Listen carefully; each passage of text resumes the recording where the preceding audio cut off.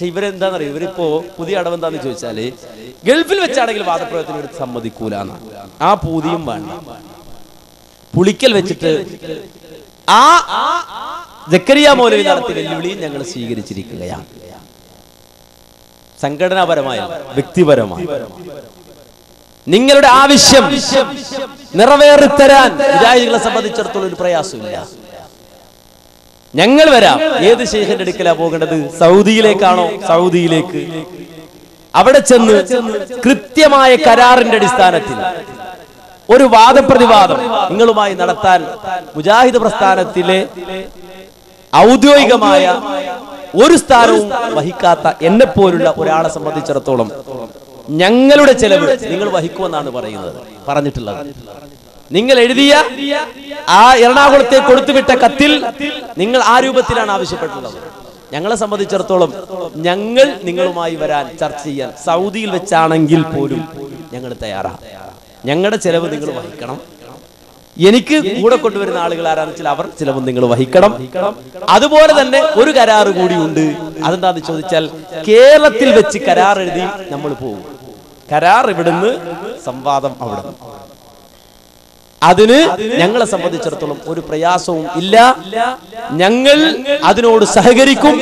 സക്കരിയ മൗലവി ഇങ്ങോട്ട് സഹകരിച്ചില്ലെങ്കിൽ സക്കരിയ മൗലവിയുടെ അങ്ങോട്ട് സഹകരിക്കാൻ ഞങ്ങൾ തീരുമാനിച്ചിരിക്കുന്നു എന്ന വിവരം കൂടി അറിയിക്കുകയാണ്.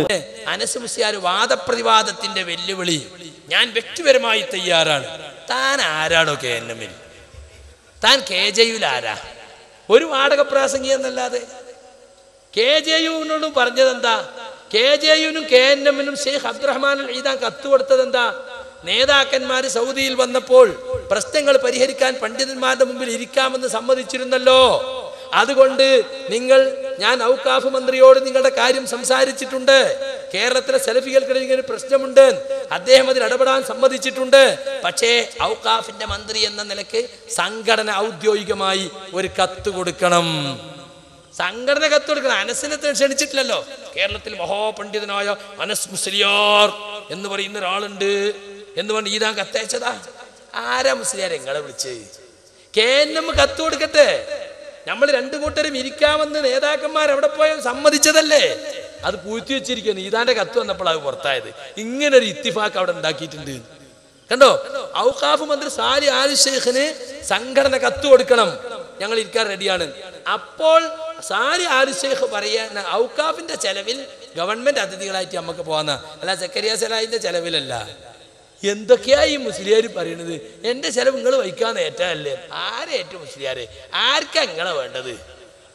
വലിയ ആളായിട്ട് ഞാൻ റെഡിയാണ്, ഞാൻ വ്യക്തിപരമായി റെഡിയാണ് എന്നൊക്കെ പറഞ്ഞിട്ട് അദ്ദേഹം പറഞ്ഞതറിയോ? ഈ കാട്ടുനീതിയുടെ വാഗ്ദാവ് പറഞ്ഞതറിയോ? ഒരു കൊല്ലം കഴിയട്ടെ, ഞാനൊന്ന് പൂട്ടട്ടെ നാ മൂപ്പര് പറയണേ. പൂട്ടാനൊന്നും നിങ്ങളില്ല. ഞങ്ങൾക്ക് പൂട്ടാനല്ല, ഒന്ന് ഞങ്ങളെ സംബന്ധിച്ച് നന്നായിട്ടൊന്നും ശ്വാസം വിടാനില്ല. നിങ്ങളങ്ങനെ അഹങ്കരിക്കണ്ട. അദ്ദേഹത്തിന്റെ വിചാരം വെച്ചാൽ ഈ മുന്നിൽ വന്ന് കൂടി നിൽക്കണ മടവൂരികൾ ഫുള്ള് മൂപ്പറ അനുയായികള്, പിന്നെ വഴിയെ പോയവരൊക്കെ മൂപ്പറ അനുയായികൾ. ഈ സാധു വിചാരിച്ചിട്ടുള്ളത് നിങ്ങൾക്ക് മുജാഹിദ് പ്രസ്ഥാനത്തെ അറിയില്ല. പിന്നെ സക്കരിയ സലാഹി ഇപ്പൊ പറഞ്ഞ 4 ചാല് പൂട്ടട്ടെ എന്നിട്ട് നോക്കാൻ. അതൊന്നും മുസ്ലിയാരെ എങ്ങക്ക് തിരിയില്ല. അതെ, മുജാഹിദ് പണ്ഡിതന്മാർ പണ്ടേ പറയുന്ന മറുപടിയാ. നമ്മളൊരു സ്ഥലത്ത് പ്രസംഗിക്കാൻ ചെന്നാൽ ഉടനെ തന്നെ മുസ്ലിയാക്കന്മാർ വാദപ്രതിവാദത്തിനുണ്ടോ കത്തുവെച്ച് വരും. മുസ്ലിയാരെ എപ്പം തന്നെ വാദപ്രതിവാദം വേണോ? ഒരു 4 ചാല് ഞങ്ങൾ പൂട്ടട്ടെ. ഞങ്ങൾ പറയാ, പിന്നെ നിങ്ങൾ പറയാ, ഞങ്ങൾ അങ്ങനെ 4 ചാല് പൂട്ടട്ടെ. ഇത് സാധാരണ പറയാറുള്ള മറുപടിയാണ്. കഴിഞ്ഞ 1.5 വർഷമായി ജംഇയ്യത്തുൽ ബാനർ ഉപയോഗിച്ചുകൊണ്ട് നിങ്ങൾ നടത്തിയ കള്ള വിശദീകരണങ്ങൾ അതൊരുപാട് തെറ്റിദ്ധാരണ ആളുകൾക്ക് ഉണ്ടാക്കിയിട്ടുണ്ട്. അത് തിരുത്താൻ ഞങ്ങൾക്കൊരു കൊല്ലം വേണം. അത് കഴിഞ്ഞിട്ട് കട്ട ഉടയാത്തത് ഉണ്ടെങ്കിൽ അപ്പൊ നമുക്ക് വാദപ്രതിവാദം നടത്താം എന്നാണ്. നിങ്ങളിപ്പോ എന്തിനാ ബേജാറാകണത്? നിങ്ങൾക്ക് എന്താ ഒരു ബേജാറ്?